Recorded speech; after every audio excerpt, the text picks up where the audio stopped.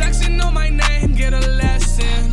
If you flexing on my So to create this bass shake effect is actually pretty simple. All you really need is a shake effect. So if you don't already have any shake plugins, then I would actually highly recommend using my shake preset pack that I created. It'll be linked down in the description below where you can go ahead and buy it. If you guys want to learn more about the shake preset pack, then I'll have a video linked down below also explaining how to use the presets and download them and all that kind of stuff. So make sure to watch that video as well. But for this tutorial, I'm going to be using my own presets here, but you can use like Sapphire Shake or any other shake plugins that you have. But my presets are super easy to use and super simple, so there's not much that you have to change once you apply them, so that's why I like using them. So before we go ahead and add the shakes to our video, we actually want to bring up the audio waveforms, and to do that you just want to hit LL on your keyboard twice super quick, and it'll bring up the waveforms so we can kind of see the spikes in the audio. And the spikes are usually the indicators of like the bass. What you want to do is just go to like the little spikes in the audio, and you can also play it back here.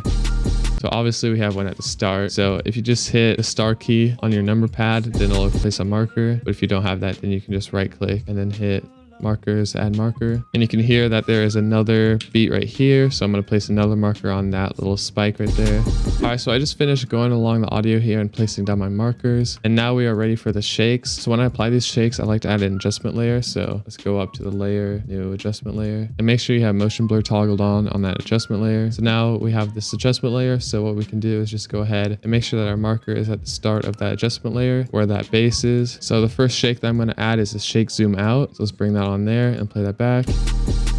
There we go. We already have one shake done for that first impact, I guess. But now we just want to repeat that process for the rest of our markers here. So create another adjustment layer and make sure motion blur is on. And what we can actually do is duplicate these layers beforehand. So just hit Control D and duplicate these onto all of our markers here. So now we have an adjustment layer starting at every single marker. So that's just going to make it super easy for us to apply our shakes to.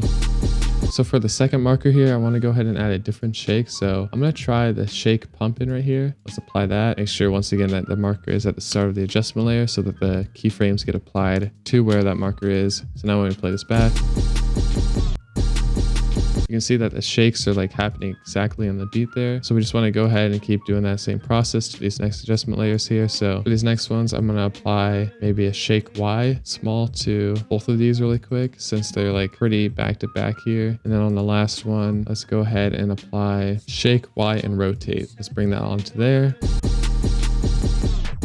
So I actually really liked how the shakes turned out there, so I'm going to leave those. So now all I'm going to do is add a few more shakes to the second clip here. And let's go ahead and transition this clip by adding one shake on this new adjustment layer that I have right here. Now I really liked how the shake zoom out looked on the first clip, so I'm going to go ahead and apply that again. Let's play that back.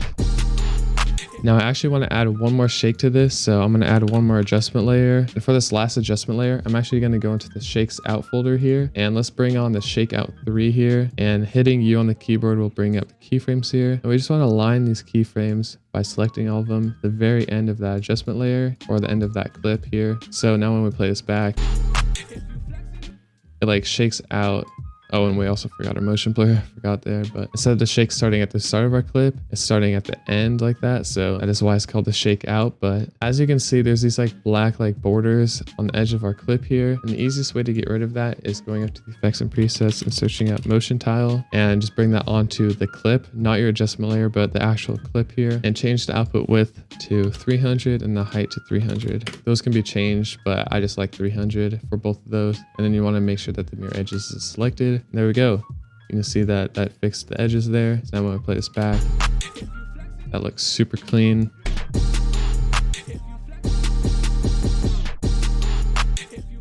And there we go. That's pretty much all you have to do. It's a super simple effect, but it just makes the video look 10 times better. I love using it in almost all of my edits. And once again, if you guys do want to use those shakes that I just used in the video, make sure to use the link in the description below. But yeah, hopefully you guys enjoyed this tutorial, and I'll see you guys on the next video. Peace out.